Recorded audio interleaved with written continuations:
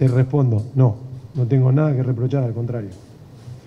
Y me parece que, sí, como te dije, tuvimos un momento que podíamos haberlo manejado mejor, nos faltó un poco de idea, de claridad, pero esto es fútbol, el rival también tuvo una situación y convirtió, nosotros pues volvimos a tener una situación clara y no pudimos convertirla, el rival volvió a tener una situación clara y no convirtió.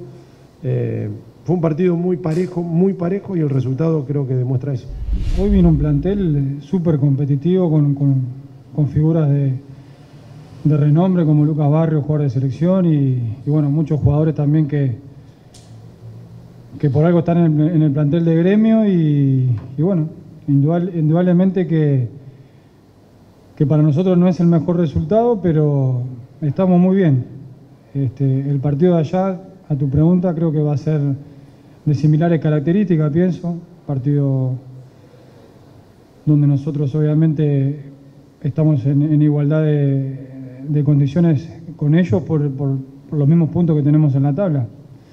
Después veremos cómo se va a dar el trámite del partido allá y qué resultados nos podemos traer de Porto Alegre.